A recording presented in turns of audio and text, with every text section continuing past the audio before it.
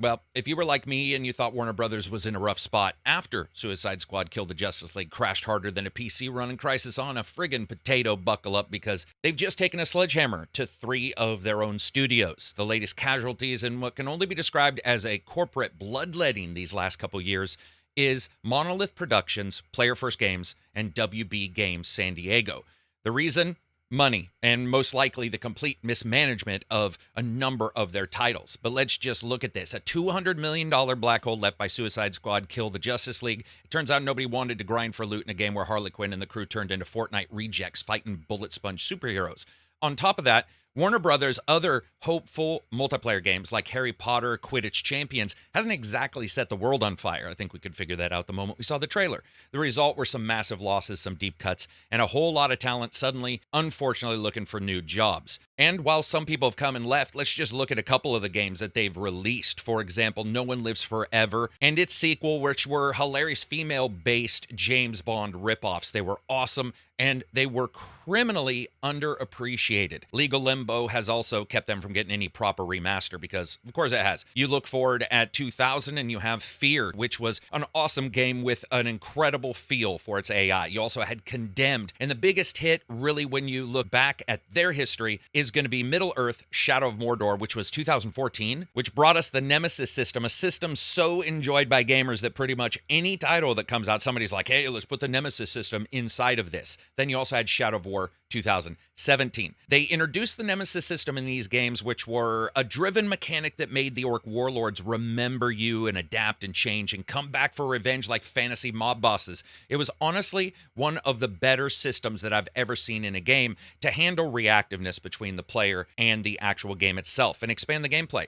Then, well, Wonder Woman, or rather, the announcement of Wonder Woman. This was all the way back in December 2022. The game was supposed to bring an original story as well as the Nemesis system into the DC universe proper, but a lot of this made about as much sense as throwing birds out of a window during an airplane crash. Honestly, almost nothing about the game's development made any sense at all. The entire thing was rebooted in early 2024. Directors were moved around and swapped, and reports started to surface that the budget had already gone beyond $100 million when they really didn't have anything to answer for any of that money. And now the entire studio is gone. The same people who reinvented enemy AI redefined some horror FPS for a lot of gamers and gave us one of the best feelings of being James Bond, even though it was a weirdly odd ripoff with a lot of comedic timing, is now gone. This was originally reported by Jason Schreier on Twitter, and other people ran with it. Kotaku actually emailed them and got a response that said, we've had to make some difficult decisions to structure our development studios and investments around building the best games possible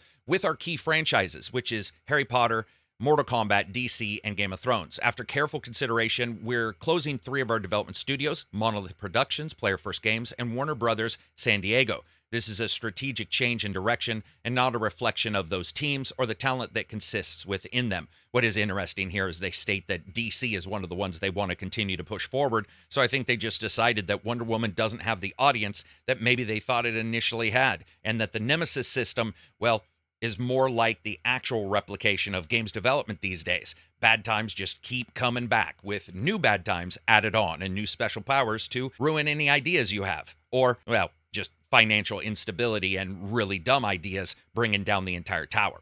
What's interesting here, too, is Player First Games. They were founded in like 2019. They were a Los Angeles-based game studio, and it was very player-centric, or at least that's what they said. Their debut, and the only release from them, is actually Multiversus, a free-to-play platform fighting game that came out in 2024. So, 5 years, that's what we got. The game had a bunch of characters from different Warner Brothers franchises. It had Looney Tunes and Scooby-Doo. It had DC Universe. It had Game of Thrones. But by January 31st, they basically said Multiversus would conclude after Season 5, which ran from February 4th, and it runs up until May of this year. Post that period, the game's going to be actually delisted from all digital storefronts and online functionality removed. though you will be able to play it offline, which admittedly any game that does this kind of thing should absolutely have this. When you look at Multiverse, it actually didn't score that well either. Very few reviews. There just weren't a lot of people that seemed to be super interested in this. It had its time where it sort of exploded or got important or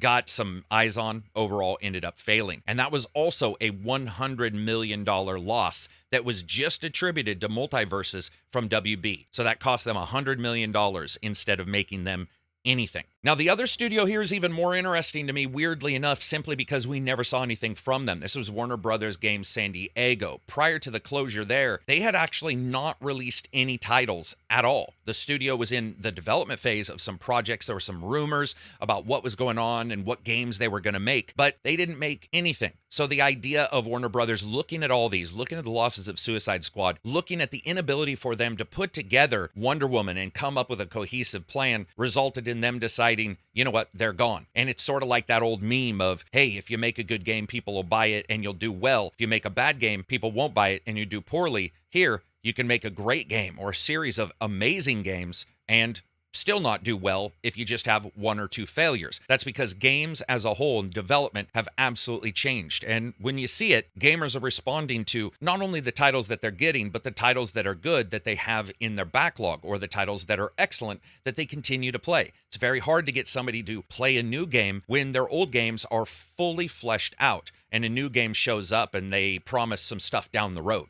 Now, one of the first things somebody's going to ask is what happens with the Nemesis system and its patent. If you aren't aware, they patented this system, and patents of this kind usually last about 20 years. Will that go away? Of course not. Warner Brothers is going to keep a stranglehold on that son of a bitch and most likely try to figure out ways to put it into other games. Speaking of other games, we have seen somewhat kind of systems like Nemesis systems. We've seen racing games with enemies that can show up and treat you a particular way or be your overall nemesis. They can't use that term, of course. And then we have titles like the Assassin's Creed titles that merge in things like the cultists into their games. There are very specific things in the Nemesis system that are particularly patented, and the developers I've talked to are pretty nervous about even coming close to that patent, not necessarily because of any kind of lawsuit that might come their way, but just the idea that it can be one more situation in which game development can be sort of slowed down, a problem that a lot of game developers are running into right now, where the social stigma of something can end up being a problem, where somebody says, oh, you're just copying the Nemesis system, which admittedly, I like the Nemesis system so much, I actually would like everybody to copy it. And I certainly don't like the idea of patenting a gameplay system. The same goes with other companies like Nintendo who do it. When you look back in particular at things like Monolith Productions, I mean, you have Blood, you have Shogo Mobile Armored Division. You are my personal hero, sir.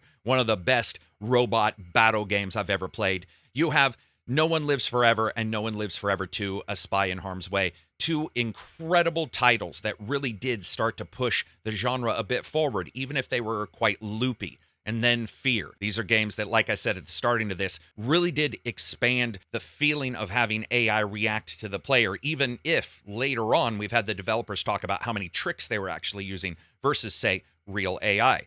And then Condemned, which I was a huge fan of on the 360. That was a title that when that came out, as not necessarily a particularly big horror fan, I was stunned at. And then Middle Earth. Middle Earth to me is one of those games where I love the systems in them, but I'm not a massive fan of Middle Earth when it comes down to it. I did like those games, but I wanted to see the Nemesis system be used in particular to offer significant challenges for players in other games. That's a system that can be used in so many places. So seeing that shut down is devastating, as well as anybody else. You don't want to see anybody lose their jobs. This many consistent losses from this many games, and also a development studio that hadn't released anything at all. It's just a time where we're starting to see even titles and companies that do quite well still laying off people. And you see a situation like this, and honestly, the rumors have been around for quite a while that something was happening, and it wasn't too surprising to wake up to see Jason Schreier reporting this, and then other websites certifying that that information was true, and that is actually what's happening.